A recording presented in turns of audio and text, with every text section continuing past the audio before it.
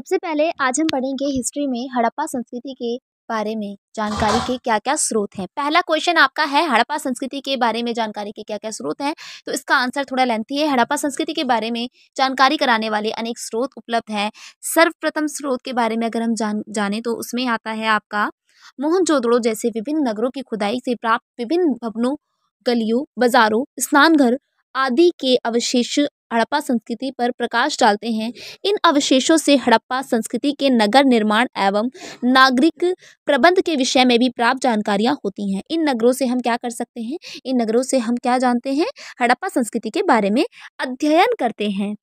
Next आते हैं आपकी दूसरी जानकारी कि हाँ, हड़प्पा संस्कृति में किस प्रकार से हमें हड़प्पा संस्कृति के बारे में जानकारी मिलती है, तो वो है आपकी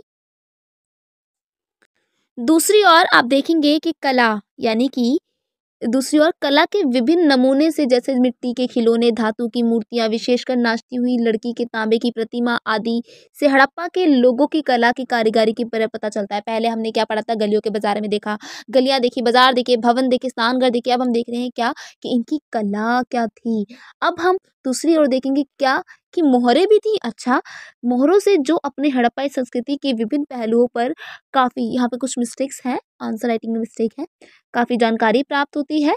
इनसे हड़प्पा संस्कृति से संबंधित लोगों के धर्म, पशु पक्षियों एवं पेड़ पौधों तथा लिपि की उपस्थिति का अनुमान लगाया जाता है।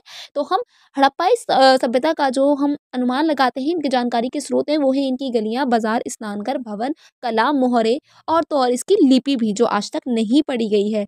इस लिपि को पढ़े जाने के बाद संबंध में कई महत्वपूर्ण जानकारी प्राप्त होती है हमें, जो कि हड़प्पाई लिपि लोग पढ़े लिखे थे और आज के टाइम पे हम उसे नहीं पढ़ पाते हैं। उस लिपि के अंदर कितने चिन्ह थे ये मुझे आप कमेंट बॉक्स में बताएंगे, क्योंकि मैं ऑलरेडी इसकी वीडियो अपलोड कर चुकी हूँ हड़प्पा सभ्यता के ऊपर। फर्स्ट की भी सेकंड की भी मेरी अपलोड है वीडियो, आप देख सकते हैं। चैप्टर की पूरी अच्छे से आप जानकारी ले सकते हैं। बट यहाँ पर आपको टोटल ऑफ दी हिस्ट्री के एक इंपॉर्टेंट क्वेश्चन बोर्ड से रिलेटेड है, जो कि आने ही आने हैं, तो इसे ध्यान से देखिएगा। ओके, पूरी वीडियो देखिएगा क्योंकि बहुत इंपॉर्टेंट चीज़ें हम यहाँ पे कवर करने वाले हैं। नेक्स्ट की ओर बढ़ते हैं।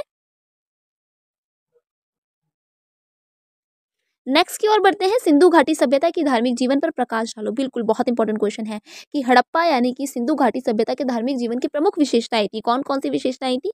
पहली विशेषता जो थी उनकी मातृ देवी की पूजा होती थी, यानी कि माता की पूजा होती थी। पशुपति की पूजा प्रचलित थी। कुबड़ वाला बेल, ये बहुत इंपॉर्टेंट है। कुबड़ वाला बेल जो था वो पूजनीय था वहाँ पे। पीपल वृक्ष की भी वहाँ पर पूजा की जाती थी। पीपल वृक्ष यानी कि पीपल पीपल के पेड़ की पूजा वहाँ पे की जाती थी। ठीक है, और साथ साथ में वहाँ पे क्या होता था? पीपल वृक्ष की पूजा के साथ साथ वहाँ पर नाग पूजा और स्वस्तिक्स यानी कि सूर्य की पूजा, अग्नि पूजा की भी की जाती थी। इनके भी हमें संकेत मिले हैं। एक मूर्ति में एक स्त्री थी और उसके गर्भ में एक पौधा निकलता हुआ दिखाई देता है। ये संभवतः धरती देवी की मूर्ति है। संभव है कि हड़प्पा वासी धरती को उर्वरता की देवी मानकर उसे पूजा करते थे। बिल्कुल, और कुछ यानी कि कुल मिलाकर अगर हम देखें तो हड़प्पा सभ्यता का धार्मिक जीवन काफ़ी हद तक आज हिंदू धर्म के ही समान है। अगर हम देखें तो जो हड़प्पा सभ्यता है उसका जो धार्मिक जीवन है वो हिंदू धर्म के ही समान है। और इस सभ्यता से कहीं भी मंदिर जैसे अवशेष प्राप्त मतलब मंदिर जैसे अवशेष नहीं प्राप्त हुए, पर ऐसा लगता है देखकर कि हाँ, हड़प्पा सभ्यता थोड़ी हिंदू धर्म जैसी ही है। नेक्स्ट क्वेश्चन है आपका हड़प्पा सभ्यता के प्रमुख मतलब देवताओं एवं धार्मिक प्रथाओं की विवेचना करो कि हड़प्पा सभ्यता के प्रमुख देवता जो थे और धार्मिक प्रथा क्या थी। हड़प्पावासी बहुदेववादी और प्राकृतिक पूजक थे। मातृ देवी इनकी प्रमुख देवी थी। मिट्टी की बनी अनेक स्त्री मूर्ति जो मातृ देवी के प्रतीक है बड़ी संख्या में मिली।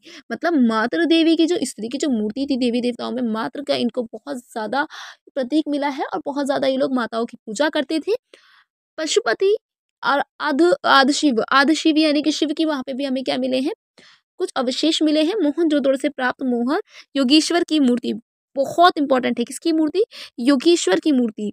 हाँ, योगी की मूर्ति भी वहाँ से मिली है।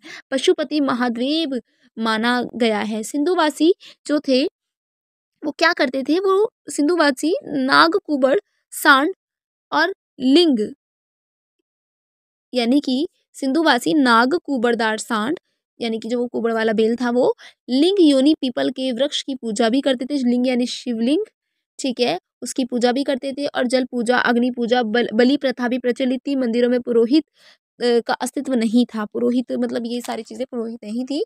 आगे बढ़ते हैं।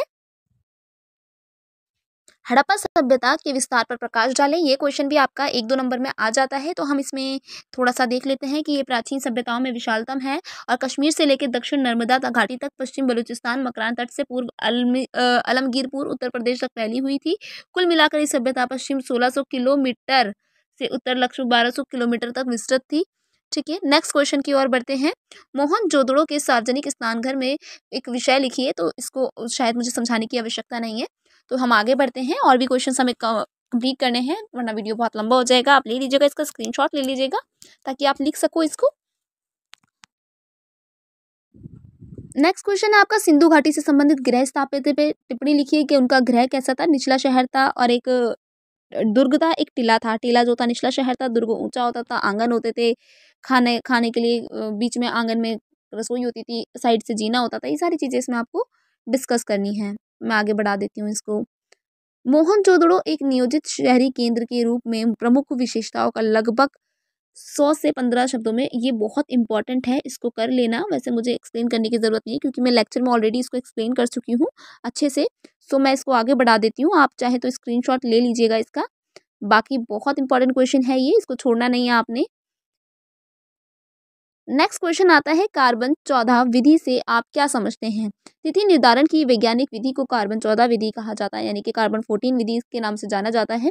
वस्तुतः किसी की जीवित वस्तु में कार्बन 12 और कार्बन 14 यानी कि 14 समान मात्रा में पाया जाता है। मृत्यु की अवस्था में कार्बन 12 तो स्थिर रहता है, किंतु कार्बन 14 का निरंतर बल होने लगता है और कार्बन का अर्ध आयु काल 5568 से 90 वर्ष होता है। अर्थात इतने वर्षों में उस पदार्थ को कार्बन 14 की मात्रा आधी रह जाती है। इस प्रकार वस्तु के काल की गणना की जाती है।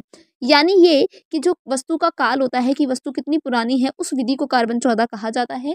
कार्बन 14 की मात्रा जितनी कम होगी, वह वस्तु उतनी ही पुरानी मानी जाएगी। इस आधार पर प्राचीन सभ्यताओं की तिथि का निर्धारण किया जाता है।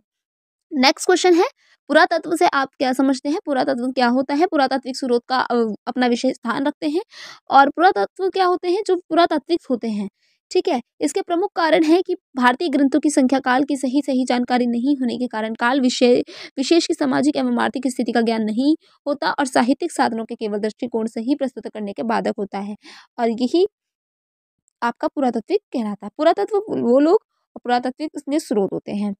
इतिहास लेखन में अभिलेखों का क्या महत्व है।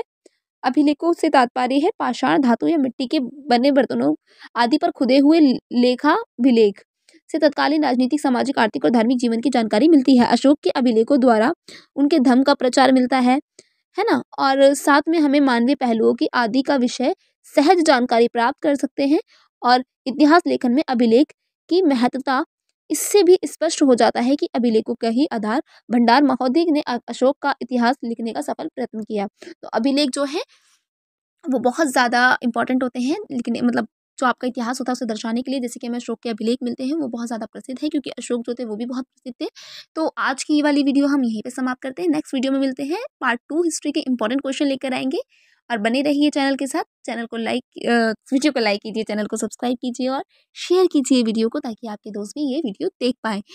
बिल्कुल हार नहीं मानना है, आपने मेहनत करनी है, क्वेश्चंस को लिखना है, आंसर्स को समझना है। तब भी आप अगर नहीं समझ पा रहे तो हमारी Insta ID bright spark tutor पे जाइएगा और वहाँ से आप मुझे फॉलो कर सकते हैं, Insta ID bright spark tutor पर। और वहाँ से आप मुझे कोई भी डाउट है, आपका कुछ भी डाउट है, आप आके मुझसे डायरेक्ट कॉन्टेक्ट कर सकते हैं। ओके, बने रहिएगा। इंशाल्लाह हम फिर मिलते हैं नेक्स्ट वीडियो पार्ट 2 हिस्ट्री में। जय हिंद।